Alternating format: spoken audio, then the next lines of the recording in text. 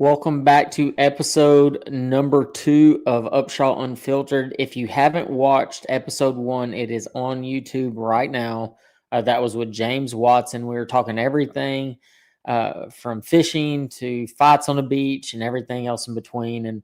And what an awesome show that was to kick off this particular show right here. I have a very, very, very special guest on. It's somebody that brings joy to the fishing industry, brings joy to everyone and all the households out there. And it's definitely somebody that in the last couple years began to follow, and he just makes me laugh all the time. And especially when he does his Bass Cat series, when he's talking about Bass Cat boat owners, because obviously I run a Bass Cat, and honestly, some of the things he's talking about is real stuff. So it's really, really funny. Without further ado, episode number 2 is with Chris Cruze of Cruze Outdoors. Hey man, how's it going?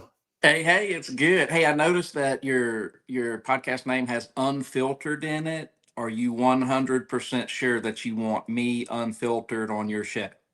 Absolutely, I want you All right. unfiltered because the reality is that I want the audience and everybody out there to see you for who you are, and then that just adds more value to who you are to begin with on your show, on all everything that you do. I mean, y'all are basically everywhere. So Yeah. Well, I tell people all the time that meet me in person, right? They're like I'm not a funny guy naturally, right? So I'm like, I'm funny on TV. I play a funny guy on TV, but I'm not really a funny guy.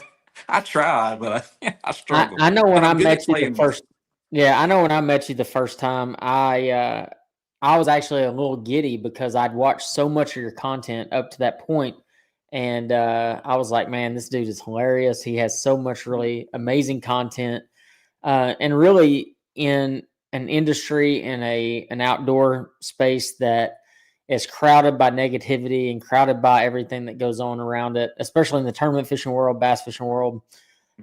It's nice to have that breath of fresh air. And so let's get on into this. I mean, the very first thing we're going to talk about today is your social media. I mean, Mhm. obviously, y'all have a very diverse platform. Y'all are basically everywhere, and Mhm. you've created this persona, you and your son, right? Mhm. Eli and I, And yep. yeah, and so that's really awesome. I think anytime you can to have your son involved with anything that you do as a dad, and having my son involved in basically everything that I do, I think it's really awesome that y'all built the empire. I'll say empire. That's fine. And that in the outdoor space, it's pretty dang good.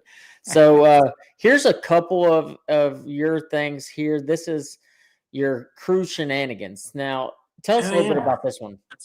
So that is we started out with Cruze Louisiana Outdoors in 2020. I think we were bored after COVID and we were just looking for something to do. So we started our Louisiana Outdoors channel, and we all custom content, right? We don't copy people, and we just make our content up ourselves. And year and a half ago, I'm like, man, I've got to get a wider audience because the people that watch our content, they seem to like it for the most part. But you and I both know that the fishing community is such a small percent of the humans that are actually out there. So uh, our shenanigans channel is basically me doing old man stuff, griping, moaning, complaining about this or that, comparing old man with old dads with new dads, and the reach on that one is just crazy. The views are about double what we get on our outdoors channel.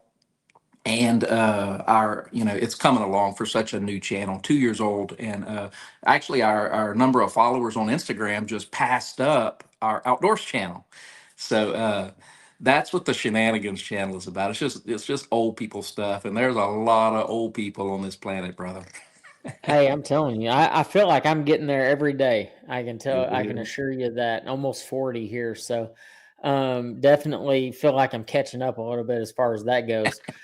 The thing is y'all, you mentioned that y'all started after, or, during or after COVID, the whole Hmm. pandemic situation. Hmm. And you were bored and you just Hmm. decided, like, you know what, we're just going to make funny stuff. Right. Hmm.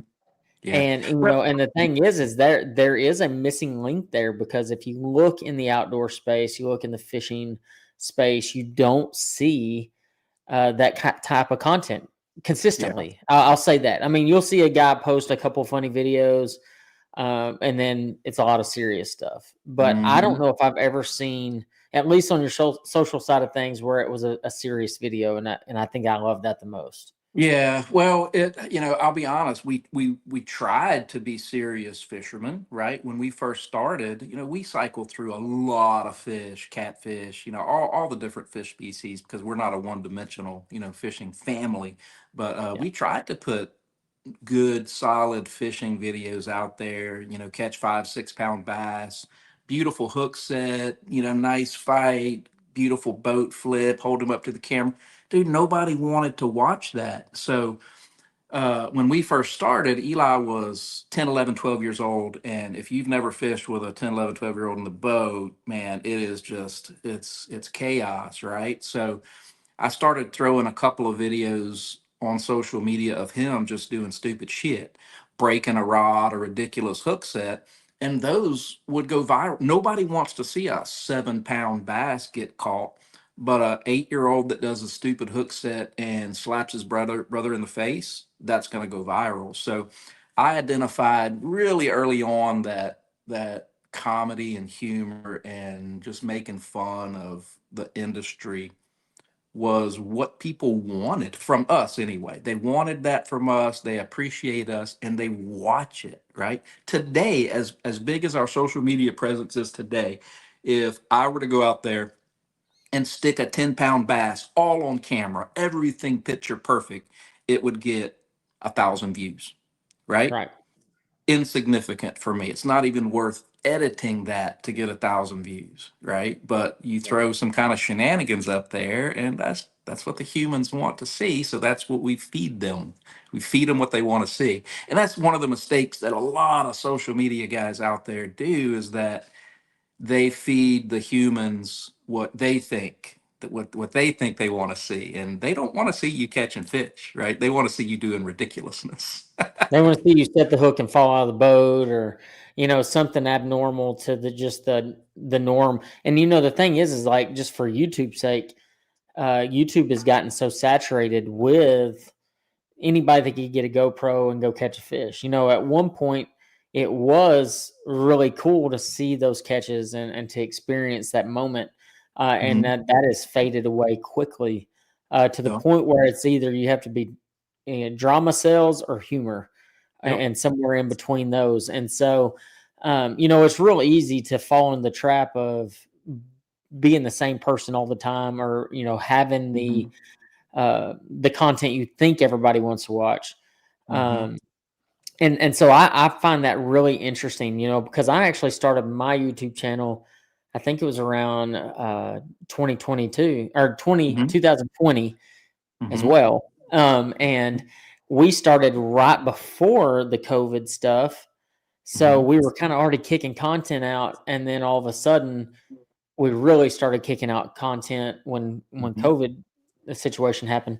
And so, but ours was more serious. Like Uh-huh. we did have some funny videos, but those never really hit. But our Mhm. humor in comparison to what everybody else wanted to watch is two separate things. It's like you said, you post things that other people want to see and not what you think they want to see. Mhm. And it's real Absolutely. easy to fall inside that trap, I believe. Oh yeah, and you blame the algorithm.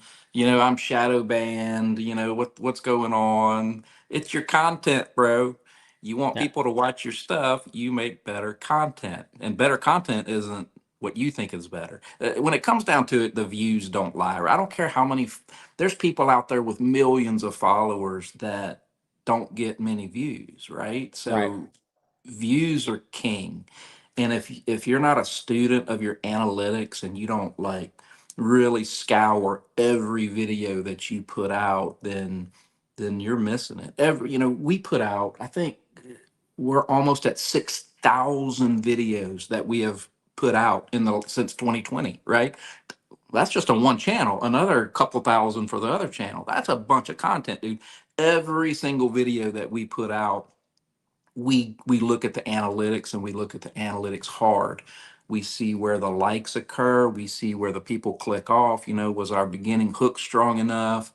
Was our middle content good enough to keep them around? Was our CTA at the end strong enough? Right? Every video gets that level of detail for us, and it changes right throughout the year. Most people Right. don't know this, but this time of year to about December, fishing videos are tough, right? People are transitioning out of fishing, they're looking at hunting, things are getting cold, and they don't. Yep. So you better have if you're a fishing channel, you better have a backup plan because nobody wants to watch fishing. So that's why we transition over to more outdoors type stuff instead of just straight fishing from here until January, February. But I don't know that. I didn't know that, but the analytics showed me that clear as a Right. bell, right? So if you're not studying those, you're missing, you're missing out.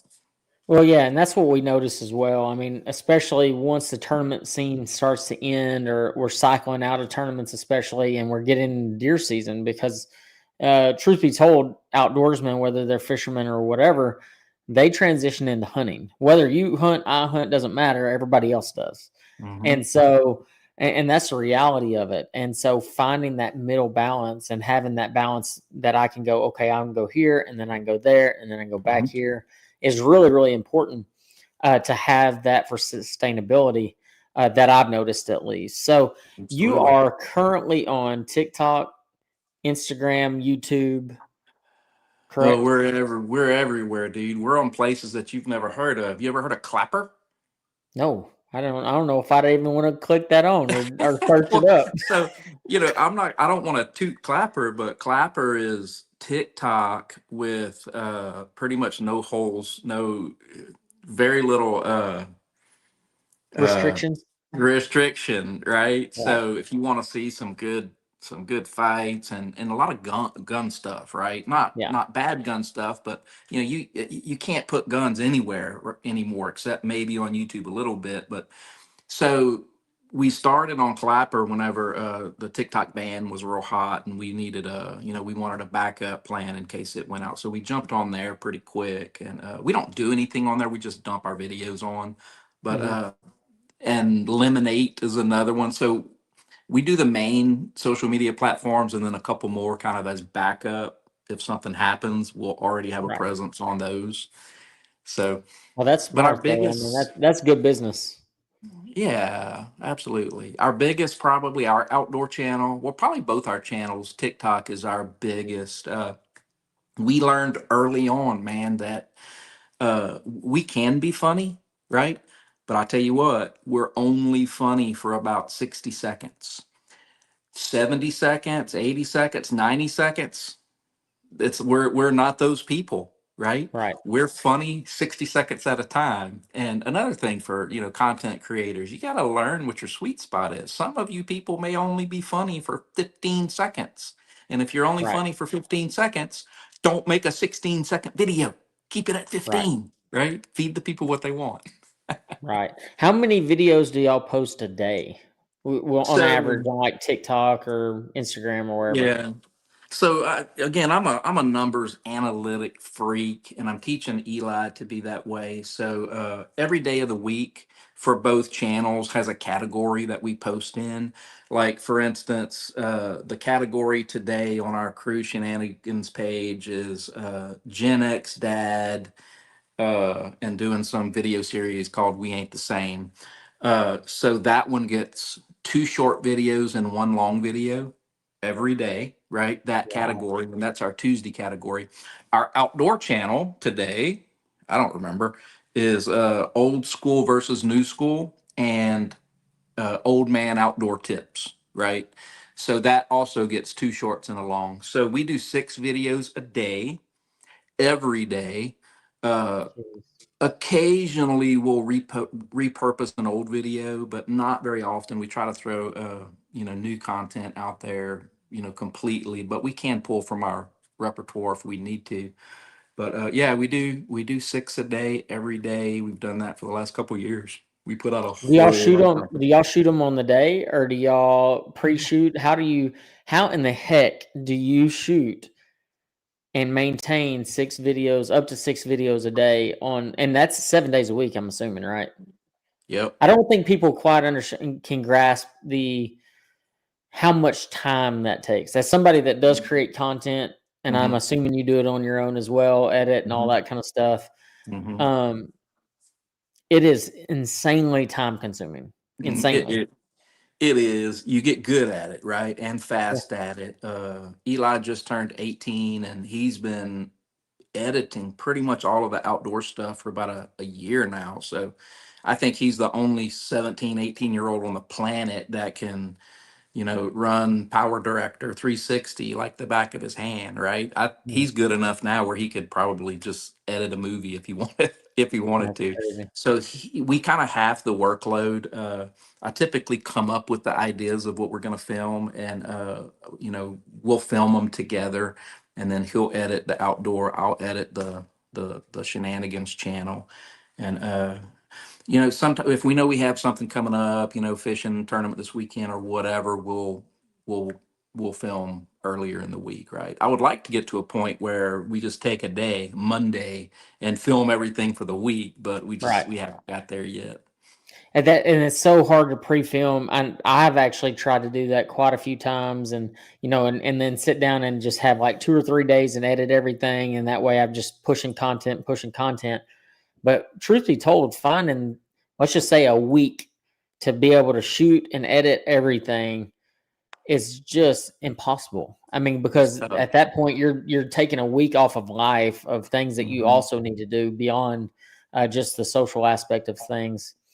yeah. So that's very interesting. But hey, we're going to take a 90-degree turn, like Yep. What you got? something like that. Let's go. Let's go here. I know I'm not. you are. Obviously, you're an outdoorsman. You fish. Hmm. You do all these different things. But college football. Hmm. Who are you a fan of? Do you watch college football? I'm assuming you do. You're from South Louisiana. I have Hmm. a feeling I know what team you root for, but I could be wrong. Yeah. Yeah, dude. So college football, I'm not a fanatic, Okay. but you got to be. Of course, you have to be a LSU fan. No question. I love the SEC. Uh, I'm a big fan of Vanderbilt. I love Oh, watching yeah. Vanderbilt. I love watching South Carolina. Yeah, I love the SEC, and I watch a lot of college football. Outside of the SEC, I don't really care a whole lot. I'll Yeah. watch a little bit, but I try to stick in the SEC. But LSU, huge LSU fan. My kids just went to the Florida game on Oh, did they Saturday. really? That's Yeah, awesome. I bet that yeah. was a fun game to go to. I mean, from everything I've understood, any LSU game is a fun game to go to, just because, especially a home game. And that I've actually been in that stadium and practiced football in there at one point, Hmm. and it is definitely different. And it's wild, but it is a fun place to be. Baton Rouge is a special place. But yeah, I'm also a big fan of college football. I have my Hmm. team is not a team that, I mean, people give me crap about it because I am from Texas, but I'm a big Ohio State fan. Ah. And I had been for a really long time before they were winning all their championships. Hmm. I've actually, until his show came out on Netflix, I was a big Urban Meyer fan until I saw just that he really wasn't as great a human as I thought he might be. But he's a great football coach, fantastic Hmm. football coach. So Yeah. I was always a big fan of his and what he brought to the table. Um, but yeah, the reason I say that, and honestly, the reason I bring it up is there's a couple other channels on college football. We could watch content all day. I mean, especially this time of year, anybody with a YouTube, just like fishing, anybody with a YouTube, TikTok, Instagram, whatever it may be, talks college football, and it's everywhere. Hmm. But there's actually, and I think it equates to what we do, or mainly what you do, is SEC Shorts. I'm assuming you watch some of their content, Sure. and I can't remember his first name, but his Mitchell was his last name, and he has some of the funniest stuff too. And it's basically making fun of the SEC, but also like Yes. bringing people up, and it's crazy. when you start looking outside of your industry, like the outdoors is our, where we tend to stay. Hmm. Um, when you start looking out, you start looking for the same exact content. You don't look for the Hmm. serious stuff. Well, you don't give a crap about that. Like you care about laughing and Hmm. having something fun to say. As much of a fan as I'm not of the SEC, I love watching week after week on that SEC short stuff because it is hilarious. He's And anytime I see amazing. an SEC team lose, I'm like, oh my Yeah. God, they're going to rip them apart on that particular he show. he's really good, and I think he's come across a little niche. But Yeah. the comedy channels, right? Like we run comedy channels, and the beauty of the comedy channels is that you can make fun of people under the guise of comedy, and you can't do that in any other way than to wrap it around comedy, right? Right. So if you our whole channel is based on that, which means dude, I don't like bass cat guys, right? Yeah. Don't take that personally, but No, yeah. I know I'm generalizing and doing the stereotype, but 2 days ago we pulled into Sonic to get something. There was a dude in a boat with a truck and a boat that was parked long ways across 12 Sonic stalls, right? Jeez. And of course, he was in a GMC Denali pulling a 21-foot bass cat, And I got pictures and video of it because I'm going to use that at some point. But I'm like, that's the bass cat guy, right? Yeah. Point being is that you could never say that out loud without pissing off a whole bunch of people. But when you wrap it around comedy, you can pretty much say what you want because it's haha Right. funny. And Well, that's what and the that's what SEC I guys find do. interesting too. Yeah, I mean that's and I'm not gonna lie, like there is a portion, and I'll say a portion of Bass Cat guys that's exactly how they are. The ones that wipe their boat down before they get on the water, they wipe their boat down while they're on the water, and then they wipe their boat down after they get off the water. I can honestly say I think my boat is getting cleaned right now, and that's the second time I've had it cleaned in like since I've owned it.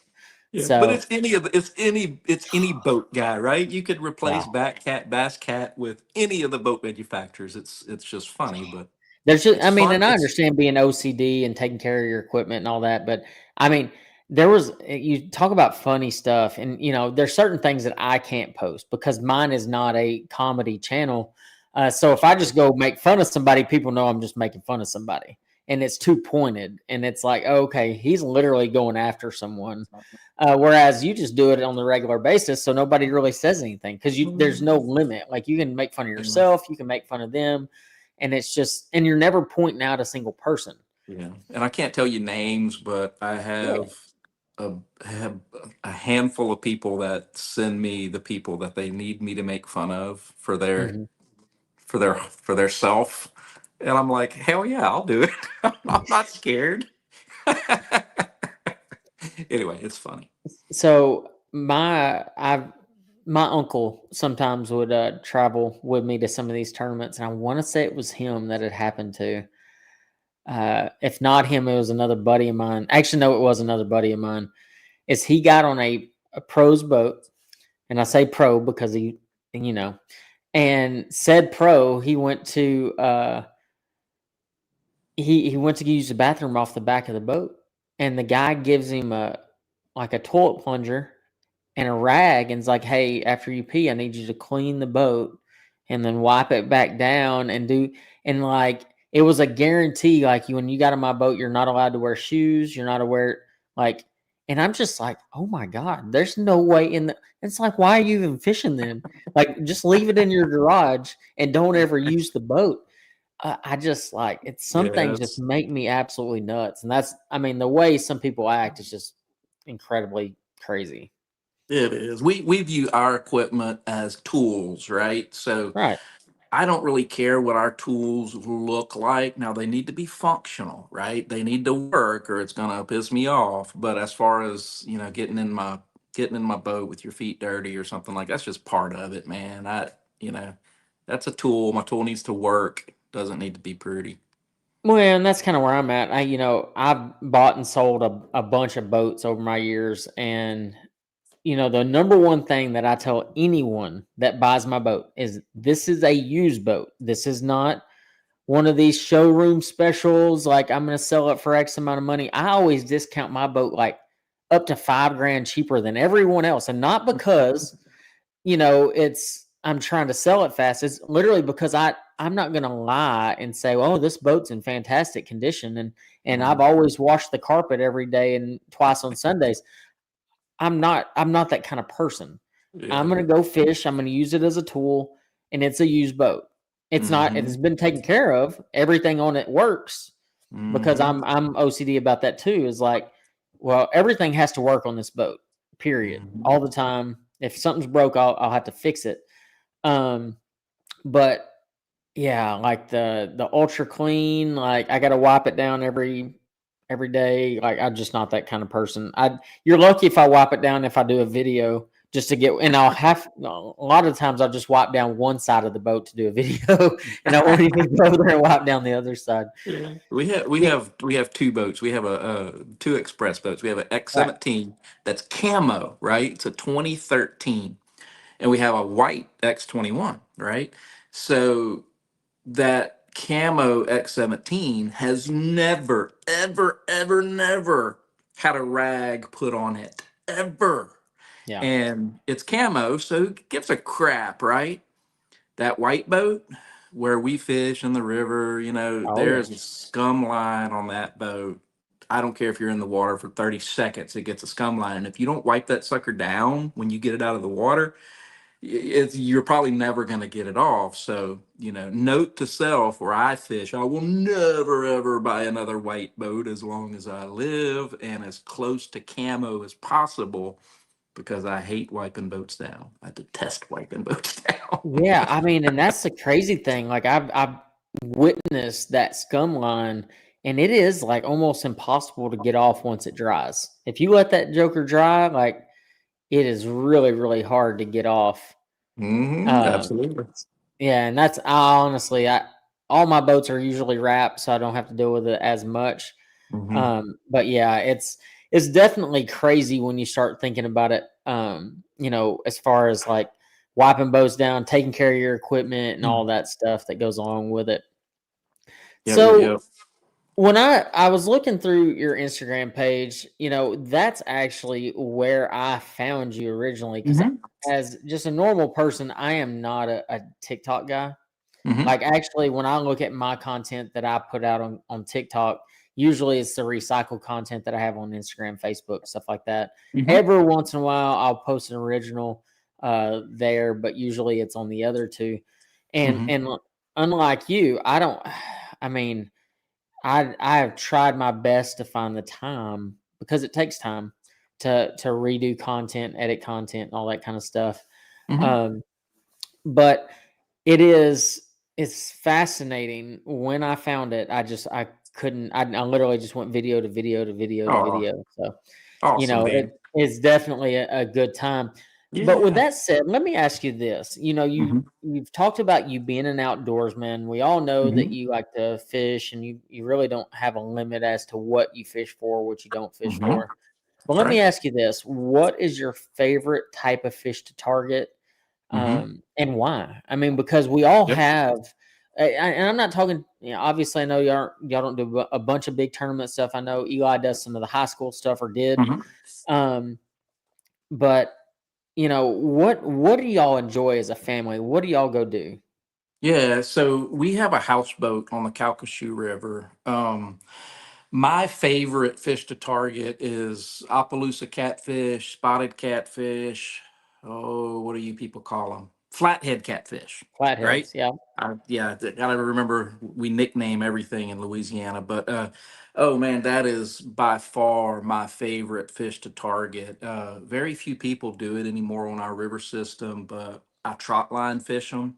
So they're very stingy and particular what kind of food that they eat. Their favorite kind of food on the river is we call them pollywogs. Shoot, bullhead catfish. Yeah. You know what that is? Oh So yeah, I we do. call we call bullhead catfish pollywogs, right? Right. So what we'll do is we'll go to the houseboat, we'll dig some worms in the backyard, right? And then we'll go to the houseboat and we'll sit on the back of the houseboat and we'll catch perch. We'll cut those perch up and then we put trot lines out way back in the river swamp to catch pollywogs. And then we'll take those pollywogs into the main deep river, and then we put those pollywogs as bait for our Opelousas cats. And they're stingy, man. So it takes some skill and some knowledge as to where to put your trot line sets at in order to catch them.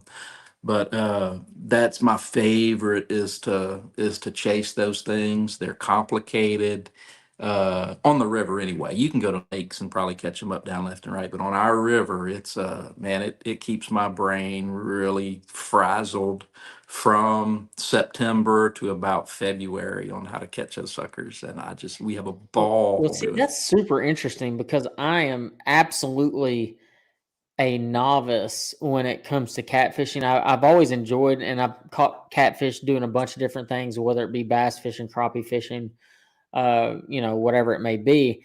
But I've always struggled with the aspect of actually targeting catfish, Mhm. and quite honestly, I've never had an in depth conversation with somebody Mhm. that catfish more than just going out and throwing, this mixture of bait over on this creek channel and we're just going to try to catch fish. Yeah. So I find it really interesting the amount of steps that y'all go through Mhm. to actually go catch the fish you're after. And that's really interesting to me.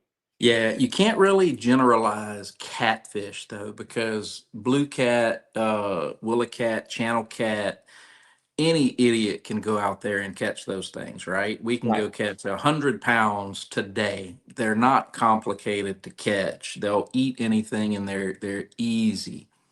The Opelousas catfish, on the other hand, the flathead catfish, they Mhm. only eat live bait, and most of the time they're very dependent on the moon cycles, and where the moon at is in its particular phase is where those fish set up in the different parts of the river system.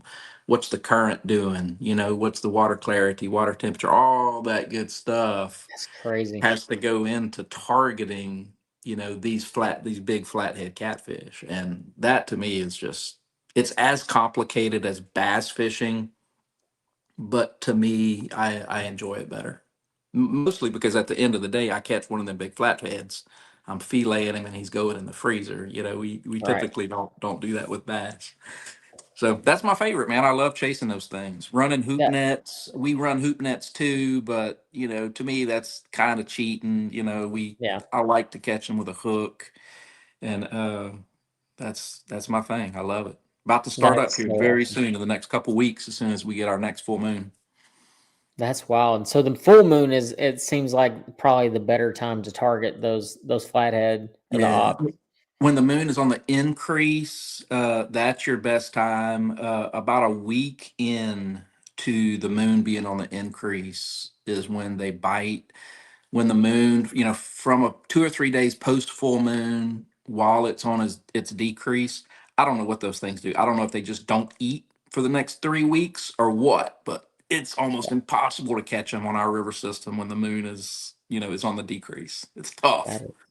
That is crazy. What's the biggest? I mean, so let's just say, first off, I want to know what your biggest op or flathead is, because if Hmm. somebody like yourself is targeting these and this is like your favorite thing, then obviously you have a big one.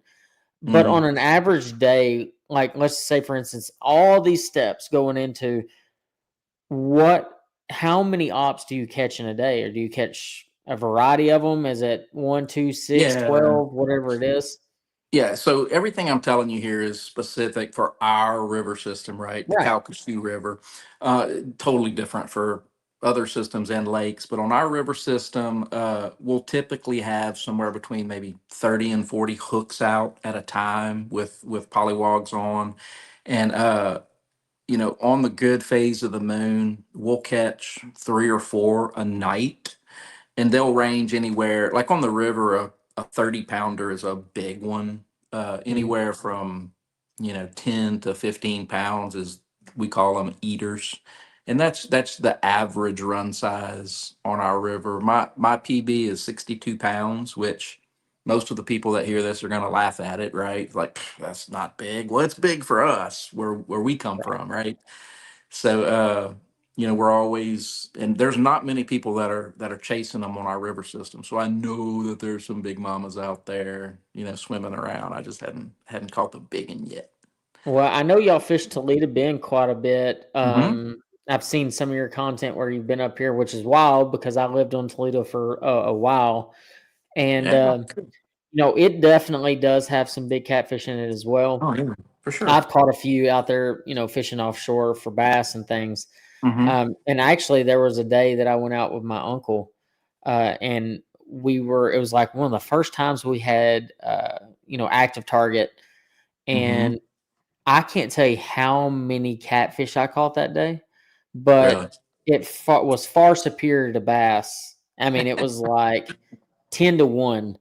And like I said, this was like when I first started using it. And I mean, it was every single tree they were and I think that's what, that forward sonar has really shown us is that those fish don't always just lay on the bottom like what everybody thinks. Hmm. These fish are swimming, they're sitting on structure, they're sitting at the tops of things, even though everybody has that mindset that they're just swimming on the bottom 24/7. And that's really not the deal whatsoever. I mean, I think I was catching them in like 40 foot of water and they were at Hmm. the tops of trees like 10 foot down, and Yeah. they were just on every single tree. And Toledo's got a million trees in it. And I know in this one creek, I didn't care where the tree was, it had a catfish sitting on top of it. Yeah, that's awesome. What And part of all dirt Toledo? bait. What part of Toledo did you live on? Polygotch. Oh, okay, cool. Yeah, yeah. I was on the Texas side in Polygacho. Everybody kind of calls it something different, just like Polywog. I mean, we call it Polygotch, and that's just where we were. So, spent a Yeah, lot of time on that lake. Not recently, just because I'm on the road 24/7. It seems like, yeah. um, but it We is a fish. fantastic body of water. Oh yeah, we do Toledo, Rayburn, Angelina River, Henderson Swamp. We have a handful that we stay in, but mostly Angelina, Rayburn, and Toledo for bass. That Yeah. 90% of our content comes from those three bodies of water. So y'all fish the actual Angelina River, or you're talking below the dam, then below Rayburn. Yeah, Really? we try to keep that really, really quiet.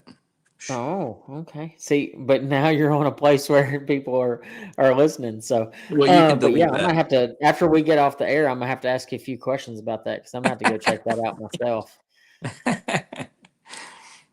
Well, man, I think that's gonna be a wrap. I appreciate you more than you know about coming on this podcast. This is episode number 2. Thank you again for coming on, and I hope we Awesome. can go fishing one day since we Sounds kind of good. do live Sounds pretty close. good. Appreciate All you right, having we'll me, see you, brother. brother. All right, we'll see you. Uh, All right, guys, that was Christopher Cruze. I hope y'all enjoyed episode number 2 of Upshaw Unfiltered. My goal on this particular show is to bring different types of characters, different types of people that's not just fishing related, but do dabble in it from time to time. Last week it was last week I had James Watson. This week, Christopher Cruze. I've got another special guest coming for you next Tuesday at noon Central Standard Time. Make sure y'all stay tuned for that. And until next time, I'll see you on the next one.